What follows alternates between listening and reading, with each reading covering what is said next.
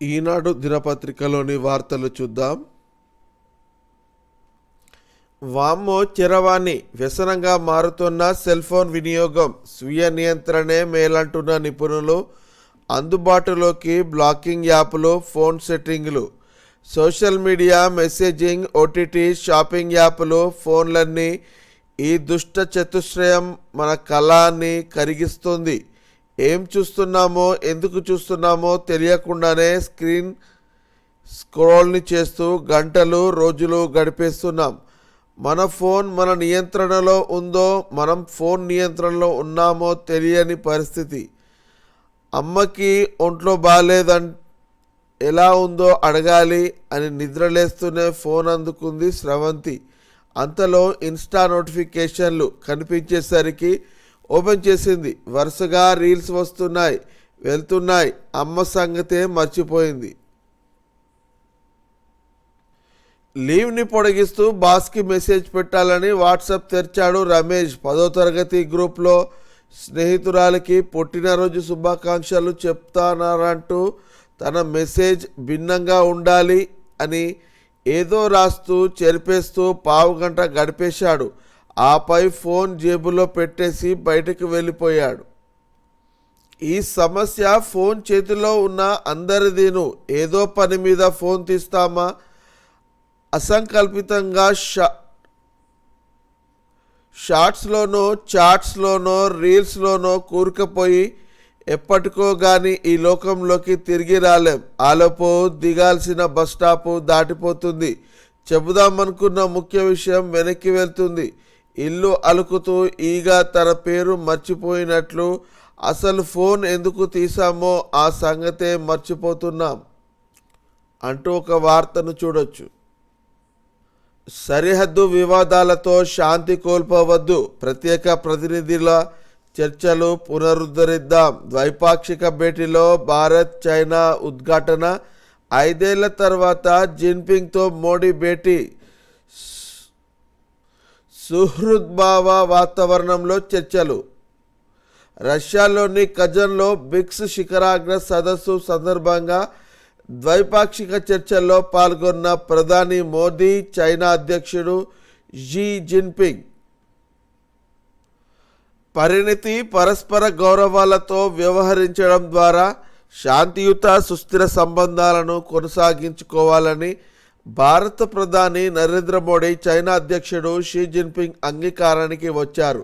Bricks శిఖరాగ్ర సదస్సులో పాల్గొనేందుకు రష్యాలోని కజన్కు వచ్చిన అగ్రనేతలిద్దరూ బుధవారం దాదాపు 50 నిమిషాల పాటు ద్వైపాక్షిక చర్చలు జరిపారు. విభేదాలను పక్కన పెట్టి స్థూలంగా ఒక అవగాహనకు వచ్చారు. సరిహద్దుల్లో ఉద్రిక్తతలకు తలెత్తిన తర్వాత గత 5 ఏళ్లలో ఈ ఇద్దరు నేతలు ఇలాంటి చర్చల కోసం ముఖాముఖి భేటీ కావడం ఇదే తొలిసారి. తూర్పు లడాక్ సరిహద్దు వివాదాన్ని పరిష్కరించుకునేందుకు కుదిరిన ఒప్పందాన్ని వారిద్దరూ ఈ సందర్భంగా ధృవీకరించారు. ప్రత్యేక ప్రతినిధుల స్థాయిలో చర్చల్ని పునఃప్రారంభించాలని నిర్ణయించారు. వివాదాలకు పరిష్కరించడంలో, సరిహద్దులలో శాంతిని కొనసాగించడంలో వీరు కీలక పాత్ర పోషిస్తారని మోడీ, జిన్పింగ్ ఈ సందర్భంగా పేర్కొన్నారు. విభేదాలను తగిన రీతిలో పరిష్కరించుకోవాల్సిన అవకాశతను మోడీ నొక్కి చెప్పారు. శాంతి, సామరస్యతకు భంగం కలిగించే స్థాయికి వీటిని తీసుకెళ్లొద్దని అన్నారు. యుద్ధానికి కాదు, దౌత్యానికే మా మద్దతు. ప్రపంచాన్ని సరైన మార్గంలో నడిపే సత్తా బ్రిక్స్కు ఉంది అంటున్న మోడీ.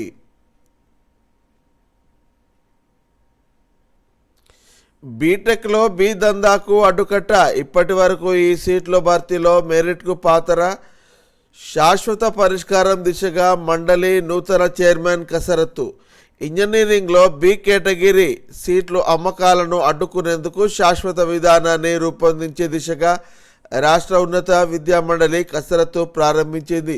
ఈ దందాపై ఏటా విద్యార్థి ప్రజా సంఘాలు, విద్యార్థుల తల్లిదండ్రుల నుండి అధిక ఫిర్యాదులు అందుతున్నాయి. ఈ నేపథ్యంలో ఈ సమస్యకు పరిష్కారం చూపితే తమ వైపు వేలెత్తి చూపేవారి ఉండరని, తల్లిదండ్రులకు ప్రయోజనాలు కలుగుతుంది అంటూ ఒక వార్తను చూడవచ్చు.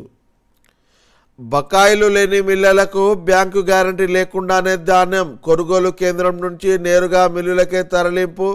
ఉపసంఘం నివేదిక సిద్ధం. నేడు సీఎంతో భేటీ అనంతరం తుది నిర్ణయం. వానాకాలం సీజన్కు సంబంధించి ధాన్యం సేకరణపై ఉప ముఖ్యమంత్రి బట్టి విక్రమార్క నేతృత్వంలో ఏర్పాటైన మంత్రివర్గ ఉపసంఘం నివేదిక సిద్ధం చేసిందని పౌర సరఫరాల శాఖ మంత్రి ఉత్తమ్ కుమార్ రెడ్డి వెల్లడించారు. నివేదికపై ఈ నెల 26న మంత్రివర్గ సమావేశంలో చర్చించిన అనంతరం రాష్ట్ర ప్రభుత్వం నిర్ణయం ప్రకటిస్తుందన్నారు. హైదరాబాద్లోని పౌర సరఫరాల భవన్లో బుధవారం మంత్రి ఉపసంఘం సభ్యుడు శ్రీధర్ బాబు, ప్రభుత్వ విప్ లక్ష్మణ్ కుమార్, ప్రభుత్వ సలహాదారులు పోచారం శ్రీనివాస్ రెడ్డి, షబ్బీర్ అలీ, పిసిసి అధ్యక్షుడు మహేష్ కుమార్ గౌడ్, ఎమ్మెల్సీ బల్మూర్ వెంకట్ తదితరులు భేటీ అయ్యారు.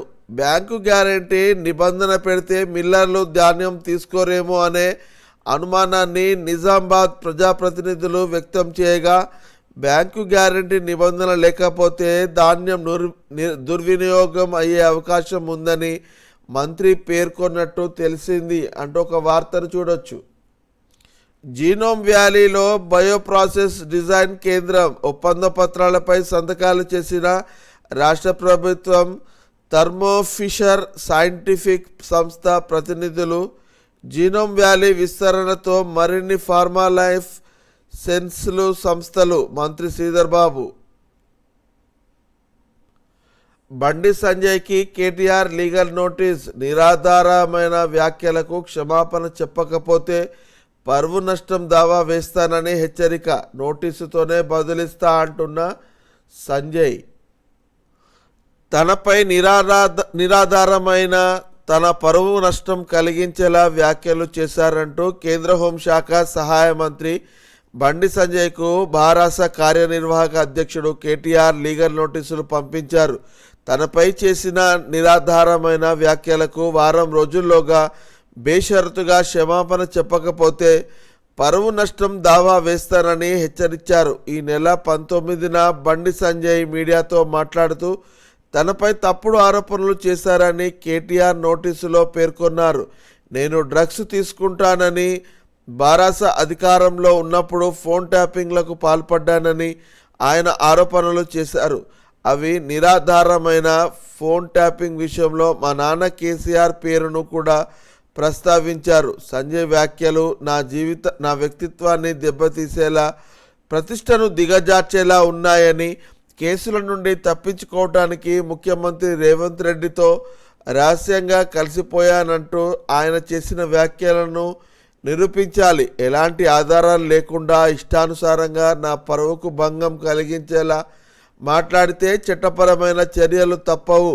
ఆయన చేసిన వ్యాఖ్యలు సోషల్ మీడియా ద్వారా విస్తృతంగా ప్రచారమయ్యాయి. ప్రజలు నన్ను తప్పుగా అర్థం చేసుకునే ప్రమాదం ఉంది అంటూ ఒక వార్తను చూడవచ్చు. ఇదిలా ఉంటే తాటాకు చప్పులకు భయపడేది లేదు. కేటీఆర్ నోటీసుతోనే బదులిస్తా. కేంద్ర హోం సహాయ మంత్రి బండి సంజయ్. భరాస నేత కేటీఆర్కు నన్ను రాజకీయంగా ఎదుర్కొనే ధైర్యం లేకే, అందుకే లీగల్ నోటీసు అంటున్నారు. ఆయన సంగతులు ప్రజలకు తెలుసు. ఇప్పటి వరకు మాటతోనే బదులిచ్చా, ఇప్పుడు లీగల్ నోటీసుతోనే బదులిస్తా అని కేంద్ర హోంశాఖ సహాయ మంత్రి బండి సంజయ్ స్పష్టం చేశారు. కేటీఆర్ లీగల్ నోటీసుపై బుధవారం ఆయన ఓ ప్రకటనలో స్పందించారు. మీరు నాకు లీగల్ నోటీసు పంపినట్టు మీడియాలో చూసా. దాంతో భయపెట్టాలని చూస్తే ఇక్కడ భయపడే వారెవరూ లేరు. తాటాకు చప్పులకు భయపడేది లేదు. మీ తీరును చూస్తుంటే జాలేస్తుంది. విమర్శలకు నోటీసులే సమాధానమా? అయితే మీకు నోటీసే పంపుతా, సిద్ధంగా ఉండాలి. నాపై తొలుత వ్యక్తిగత ఆరోపణలు చేసి అవమానించింది మీరే. అందుకు బదులుగానే నేను మాట్లాడా. ఫోన్ ట్యాపింగ్, డ్రగ్స్ కేసు వ్యవహారంలో ఏం జరిగిందో, ఆ కేసులు ఏ విధంగా నీరుగార్చారో అందరికీ తెలుసు అని సంజయ్ పేర్కొన్నారు. రాహుల్ గాంధీతో కరచాలనం చేస్తున్న సీఎం రేవంత్ రెడ్డి చిత్రంలో ప్రియాంక గాంధీ. ప్రియాంక నామినేషన్కు హాజరైన రేవంత్ భట్టి సిద్ధరామయ్యతో సీఎం భేటీ. తెలంగాణ క్రీడాకారులకు సియోల్ శిక్షణ ఒప్పందానికి కొరియా క్రీడా విశ్వవిద్యాలయం సమితి మూసీ పునరుజ్జీవనపై స్పష్టతమైన అవగాహన ఇచ్చాం. మంత్రి పొంగులేటి. తెలంగాణ బిడ్డలను మెరికల లాంటి క్రీడాకారులుగా తీర్చిదిద్దేందుకు రాష్ట్ర ప్రభుత్వం కృషి చేస్తుందని, అందులో భాగంగానే హైదరాబాదులో నిర్మిస్తున్న ఫోర్త్ సిటీలో 70 ఎకరాల్లో యంగ్ ఇండియా క్రీడా విశ్వవిద్యాలయం ఏర్పాటు చేస్తుందని రాష్ట్ర రెవెన్యూ గృహ నిర్మాణ శాఖ మంత్రి పొంగులేటి శ్రీనివాసరెడ్డి తెలిపారు. ఇక మరో హెడ్లైన్ చూసినట్లయితే తడి తొలగించేందుకు ఆరిపోతున్నారు, ధాన్యం ఆరబోతకు అన్నదాతల తంటాలు అంటూ ఈ ఫోటోలో చూడొచ్చు. రైతులకు సాగు వ్యయం రోజుకు తడిసి మోపడవుతుంది.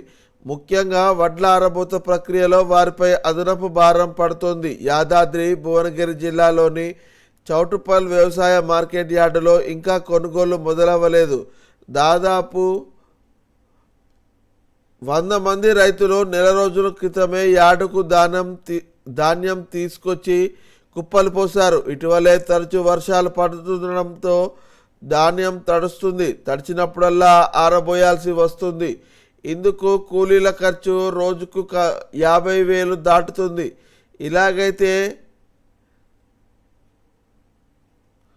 చేతికి తవుడు కూడా రాదని ఆలోచనలో వెల్డింగ్ చేసేవారికి ₹32,000 చెల్లించి 2 భారీ ఇనుప ఫ్యాన్లను తయారు చేయించుకొని వాటిని 2 ట్రాక్టర్లకు అమర్చారు.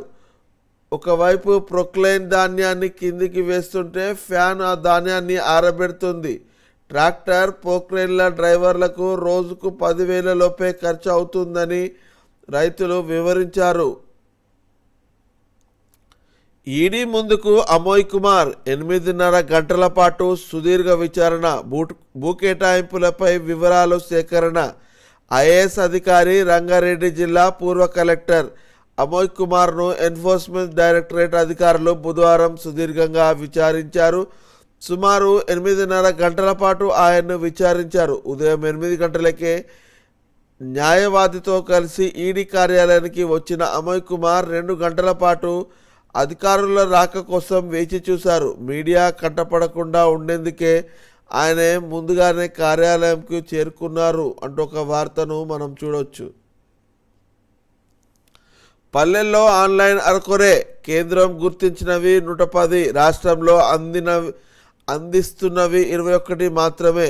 సొంత భవనాలు లేకపోవడంతోనే రాష్ట్రంలోని గ్రామ పంచాయతీల్లో సేవలు పరిస్థితి. ఆధునిక సాంకేతికతో అనేక రకాల సేవలు ఆన్లైన్లో అందుబాటులోకి రాగా తెలంగాణలో మాత్రం అరకొరగా లభిస్తున్నాయి. గ్రామ పంచాయతీలకు స్వయంగా వెళ్ళి దరఖాస్తు చేసుకుంటే తప్ప ధృవీకరణ పత్రాలు పొందలేని పరిస్థితి నెలకొంది. రాష్ట్రంలో మొత్తం 46 రకాల సేవలు, దేశంలో గ్రామ పంచాయతీలకు సంబంధించిన 110 రకాల సేవలను ఆన్లైన్లో అందించవచ్చని కేంద్ర పంచాయతీరాజ్ శాఖ గుర్తించింది. వాటిని అమలు చేయాలని ఆదేశించింది.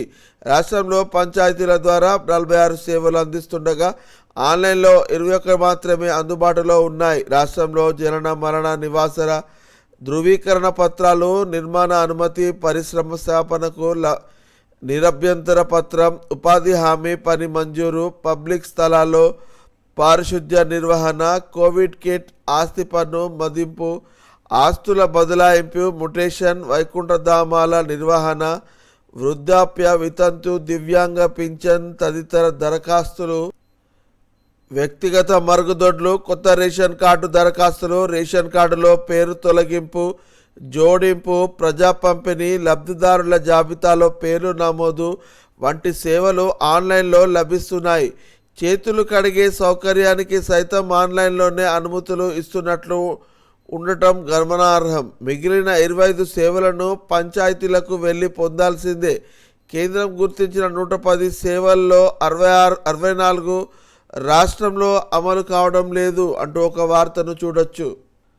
తల్లి చెల్లెపైనే కోర్టుకెళ్లిన జగన్, నాపై వ్యక్తిగతంగా షర్మిల తప్పుడు ప్రచారం. మా మధ్య ప్రేమ అనుబంధానికి బీటలు, అందుకే ఆస్తిలో వాటా ఇవ్వరాదని నిర్ణయం. గిఫ్ట్ డీడును రద్దు చేసుకుంటున్న వాటాల బదలాయింపు రద్దు చేయండి. ఎన్సీఎల్టీని ఆశ్రయించిన జగన్, షర్మిలకు విజయమ్మకు ట్రైబ్యునల్ నోటీసులు. మాట తప్పను మడమ తిప్పను అని పదే చెప్పే వైకాపా అధినేత వైఎస్ జగన్మోహన్ రెడ్డి తన సొంత కుటుంబంలోని తల్లి చెల్లి విషయంలోనే మాట తప్పి మడమ తిప్పారు. ప్రేమతో చెల్లికి ఆస్తులు ఇస్తానని అవగాహన ఒప్పందం కుదుర్చుకొని మరి ఇప్పుడు తూచ్ అన్నారు. రాజకీయంగా విభేదించారన్న కారణంగా తల్లి విజయమ్మ చెల్లి షర్మిలపై ఏకంగా కోర్టుకెక్కారు. షర్మిల రాజకీయంగా వ్యక్తిగతంగా ఆరోపణలు చేసి తన పరువు ప్రతిష్టను దెబ్బతీశారని, ఆమెకు తనపై ప్రేమ లేదని తేల్చింది. అందుకు చెల్లికి ఇచ్చిన గిఫ్ట్ డీడును రద్దు చేసుకుంటున్నానని వెల్లడించారు. సరస్వతి పవర్ కంపెనీలో తనకు తన భార్య భారతీదేవికి ఉన్న వాటాలను సరస్వతిలోనే తమకు చెందిన క్లాసిక్ రియాలిటీ అనే మరో కంపెనీకి ఉన్న వాటాల్లో అధిక భాగాన్ని తల్లి విజయమ్మ పేరుతో సరస్వతి కంపెనీ బోర్డు అక్రమంగా బదలాయించింది అంటూ భారతీ క్లాసిక్ రియాలిటీతో కలిపి అంటూ ఒక వార్తను చూడవచ్చు. ఇక వెలుగు దినపత్రికలోని వార్తలు చూద్దాం. వాయనాడ్లో ప్రియాంక నామినేషన్, తల్లి సోనియా అన్న రాహుల్తో కలిసి దాఖలు. వాయనాడ్కు ప్రాతినిధ్యం వహించే అవకాశం వస్తే అదృష్టం. ప్రియాంక, నా చెల్లెల్ని ఆదరించండి రాహుల్ గాంధీ. నామినేషన్ కార్యక్రమంలో పాల్గొన్న CM Revanth, deputy CM Bhatti nomination పత్రాలపై సంతకం చేస్తున్న ప్రియాంక గాంధీని ఇక్కడ ఫోటోలో చూడొచ్చు. స్మార్ట్గా ఫోర్త్ సిటీ, సౌత్ కొరియాలో ఇంచియాన్ స్మార్ట్ సిటీ తరహాలో ఏర్పాటుకు ప్రణాళిక. అక్కడి ప్రజలకు ఆన్లైన్లోనే అన్ని సేవలు, ఎటు చూసినా హైటెక్ వసతులు, విండ్ టర్బైన్లు, సోలార్ ప్యానెళ్లు పరిశీలించిన రాష్ట్ర ప్రభుత్వం. హైదరాబాద్కు తలమానికంగా భావిస్తున్న ఫోర్త్ సిటీని స్మార్ట్ సిటీగా నిర్మించేందుకు రాష్ట్ర సర్కార్ ప్రణాళికలు సిద్ధం చేస్తున్నది. కేంద్ర ప్రభుత్వం అమలు చేస్తున్న స్మార్ట్ నగరాల పాలసీతో ఎలాంటి ప్రయోజనం లేకపోవడంతో సొంత ప్రణాళికతోనే ముందుకు పోవాలని భావిస్తున్నది. సౌత్ కొరియా రాజధాని సియోల్కు 30 కిలోమీటర్ల దూరంలో నిర్మించిన ఇంచియాన్ స్మార్ట్ సిటీ స్ఫూర్తిగా ఫోర్త్ సిటీని నిర్మించాలని ఆలోచన చేస్తున్నది. శంషాబాద్ ఎయిర్పోర్టుకు సమీపంలో నిర్మిస్తున్న ఫోర్త్ సిటీని ఇంచియాన్లోని స్మార్ట్ పద్ధతిలో అనుసరించాలని భావిస్తూ అక్కడి ప్రభుత్వం అక్కడ కాలుష్య రహిత పెట్టుబడులు, పీపీపీ పద్ధతిలో చేపట్టిన అభివృద్ధి కార్యక్రమాలపై స్టడీ చేయిస్తున్నది. ఇందులో భాగంగానే సియోల్ పర్యటనలో ఉన్న మంత్రులు Ponguleti Srinivasa Reddy, Ponnam Prabhakar, MP Chamala Kiran Kumar Reddy, GHMC mayor Vijayalakshmi, ఎమ్మెల్యేలు తదితరుల బృందం బుధవారం ఇంచియాన్ సిటీని సందర్శించింది అంటూ ఒక వార్త కనబడుతుంది. ఇక 2 రోజుల్లో పొలిటికల్ బాంబులు, ప్రధాన నాయకులపై చర్యలు, అన్ని ఆధారాలతో ఫైలు రెడీ, ధరణి, కాళేశ్వరం, ఫోన్ ట్యాపింగ్ వంటి అంశాల్లో యాక్షన్ ఉండొచ్చు. మంత్రి పొంగులేటి శ్రీనివాసరెడ్డి సంచలన వ్యాఖ్యలు అంటూ ఇక్కడ ఒక వార్తను చూడొచ్చు. రాష్ట్రంలో డ్రగ్స్ గంజాయి బాధితులు 50,000 మంది. ఇందులో 15 ఏళ్ల నుంచి 28 ఏళ్ల వారే 85%. 10 నెలల్లో నమోదైన కేసుల్లోని లెక్కలేవి. స్కూళ్ళు కాలేజీల పరిసరాల్లోనూ ముఠాలు హల్చల్, ఆన్లైన్లోనూ డెలివరీ, పట్నం నుండి పల్లె దాకా దందా, సప్లయర్గా మారుతున్న కొందరు బానిసలు. 10 నెలల్లో 1,703 కేసులు, 4,145 మంది పెడ్లర్ల అరెస్ట్, 105 కోట్ల విలువ చేసే డ్రగ్స్ గంజాయి సీజ్. కట్టడికి టీజీ న్యాబ్ యాక్షన్ ప్లాన్, ఎక్కడికక్కడ నిఘా. 16,477 విద్యా సంస్థల్లోనూ అవగాహన కార్యక్రమాలు. 2 లక్షల మందితో ప్రచారం, బాధితులకు ట్రీట్మెంట్. రాష్ట్రంలో గంజాయి చాప కింద నీరులా విస్తరిస్తుంది. హైదరాబాద్తో పాటు పల్లెల్లోనూ జనం, మరీ ముఖ్యంగా యువత వీటికి బారిన పడుతున్నారు. 10 నెలల్లోనే 50,000 మంది డ్రగ్స్ గంజాయి బాధితులను పోలీసులు గుర్తించారు. ఇంకా గుర్తించారని వారి సంఖ్య రెండింతలు ఉండొచ్చని అంటున్నారు. డ్రగ్స్ బానిసలైన వాళ్ళలో కొందరు సప్లయర్లుగా కూడా అవతారం ఎత్తుతున్నారు. రాష్ట్రంలో పోలీస్ నిఘా పెరగడంతో బెంగళూరు, గోవా లాంటి టూరిస్ట్ స్పాట్ను తమ డ్రగ్స్ పార్టీలకు అడ్డగా మార్చుకుంటున్నారు. పేరెంట్స్కు తెలియకుండా వీకెండ్స్లో కొకైన్, ఎండిడిఎం, చరస్, హెరోయిన్తో యువత దావతులు చేసుకుంటున్నారు అంటూ ఒక వార్తను వారం రోజుల్లో క్షమాపణ చెప్పాలి, లేదంటే పరువు నష్టం దావా వేస్తా. బండి సంజయ్కు కేటీఆర్ లీగల్ నోటీసులు. కేటీఆర్, నువ్వే నన్ను శుద్ధపూసన్నావా? నీకు నోటీసులు పంపుతా, కాసుకో. బండి సంజయ్ తాటాకు చెప్పులకు భయపడేది లేదని హెచ్చరిక. ఇంకో హెడ్లైన్ చూసినట్లయితే కరెంటు ఛార్జీలు పెంచాం, southern discom CMD Musharraf Farooqui వివరణ. 300 యూనిట్లు పైబడిన వారిపై ఫిక్స్డ్ ఛార్జీల ప్రతిపాదన. ఈవీ ఛార్జీ స్టేషన్లకు ఫిక్స్డ్ ఛార్జీలు వర్తించవని వెల్లడి. కరెంటు ఛార్జీల పెంపు ప్రతిపాదనలపై ఈఆర్సీ ఓపెన్ ఎంక్వైరీ. డిస్కామ్ ప్రతిపాదనపై నిపుణుల అభ్యంతరం. కేటీఆర్ డుమ్మా. ఈడీ ముందుకు IAS Amoy Kumar.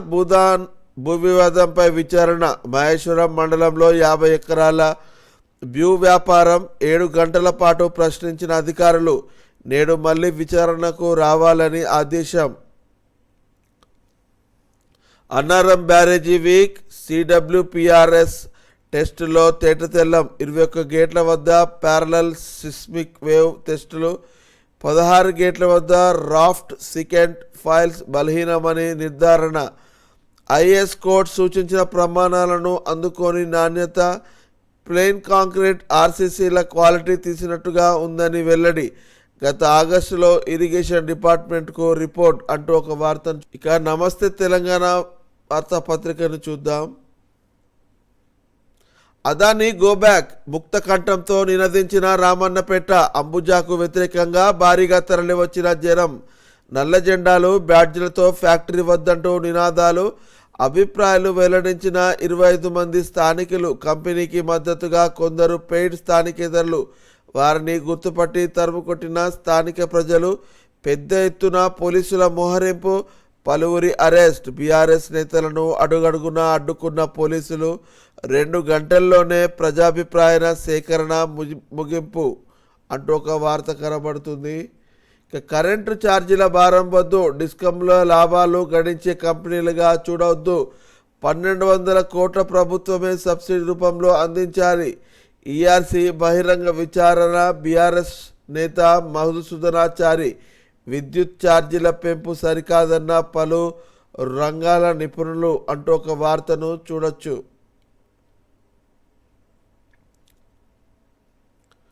Target GP లేఅవుట్లు. మూసికి 2 ప్రక్కల కిలోమీటర్ దాకా పక్కా.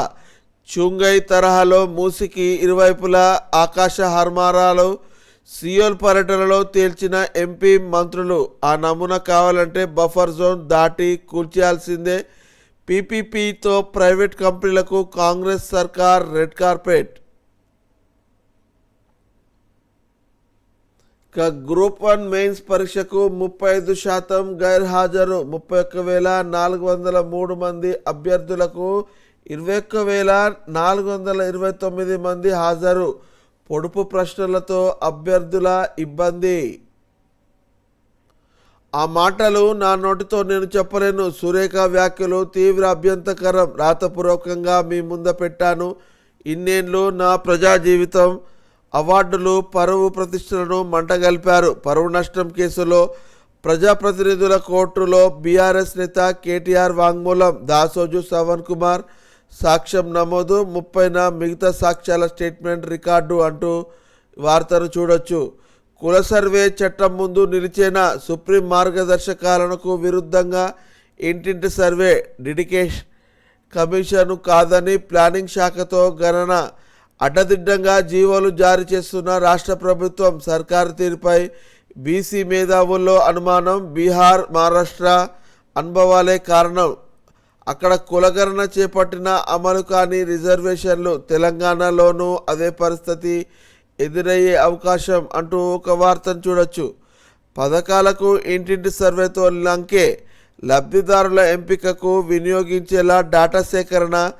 55 ప్రశ్నలతో ప్రోఫార్మాను సిద్ధం చేసిన ప్రభుత్వం కుటుంబాల ఆదాయ వ్యయాల లెక్కల సేకరణ, 90,000 ఎన్యూమరేటర్లతో కుటుంబాల డాటా సేకరణ, మొత్తం 3 దశల్లో సర్వే నిర్వహణకు ప్రణాళిక అంటూ ఒక వార్త చూడొచ్చు. 2 రోజుల పాటు వానలు దూసుకొస్తున్న దానా, తీవ్ర తుఫానుగా అల్పపీడనం. మరో హెడ్లైన్, మరో కౌలు రైతు ఆత్మహత్య, పంట పెట్టుబడులకు 6 లక్షల అప్పు, దిగుబడి రాక తీర్చే మార్గం లేక పురుగుల మందు తాగి బలవన్మరణం. ఇక దిశ పత్రికలోని వార్తలు చూద్దాం. నాంపల్లి కోర్టులో మంత్రి కొండా సురేఖ వివరణ, అక్కినేని నాగార్జున వేసిన డిఫమేషన్ కేసులో ఆమె తరఫు జడ్జికి అందజేసిన న్యాయవాది. రాష్ట్రంలో పొలిటికల్ బాంబులు 1-2 పేలనున్నాయి. మేము సియోల్ నుండి హైదరాబాద్ చేరుకునే లోపే ధరణి, కాళేశ్వరం, ఫోన్ ట్యాపింగ్ వంటి ఇష్యూల్లో కక్ష సాధింపుతో కాదు, ఆధారాలతో ఫైలు సిద్ధం. సియోల్లో మంత్రి పొంగులేటి సంచలన వ్యాఖ్యలు. సియోల్ పర్యటనలో మంత్రి పొంగులేటి శ్రీనివాసరెడ్డి సంచలన వ్యాఖ్యలు చేశారు. అక్కడ ఓ తెలుగు మీడియాతో మాట్లాడిన ఆయన, తమ పర్యటన ముగిసి హైదరాబాద్ చేరుకునే తర్వాతనో లేక అంతేలోపు ఆయన తెలంగాణలో 1-2 పొలిటికల్ బాంబులు పేలుతోబోతున్నాయని తెలిపారు. ఫోన్ ట్యాపింగ్, ధరణి, కాళేశ్వరం ఇలా 8 నుండి 10 అంశాలున్నాయన్నారు. అందులో ప్రధాన నాయకులే ఉంటారని స్పష్టం చేశారు. తొందరపడకుండా ఆధారాలతో సహా ప్రజలు ముందు ఉంచబోతున్నట్టు స్పష్టం చేశారు. అందుకు సంబంధించి ఫైళ్లు సైతం సిద్ధమయ్యాయని తెలిపారు. కక్ష సాధింపులా కాకుండా సాక్ష్యాధారాలతో సిద్ధమైనట్లు పేర్కొన్నారు అంటూ వార్తను చూడొచ్చు. చెరువుల ఆక్రమణలో రియల్ దోషులు, సంచలనంగా మారిన రిమోట్ సెన్సింగ్ రిపోర్టులు, గూగుల్ మ్యాప్స్తోనే వెలుగులోకి నిజాలు. 10 ఏళ్ల నిర్లక్ష్యానికి రాజధాని చెరువుల బలి. FTL బఫర్ జోన్లో పలు కంపెనీల వెంచర్లు, అన్నింటికీ అనుమతులు ఇచ్చిన HMDA చర్యలు తీసుకుంటారా, వదిలేస్తారా? కొనుగోలుకు వెనుకాడుతున్న కస్టమర్లు, చట్ట ప్రకారమే చేపట్టామంటున్న డెవలపర్స్.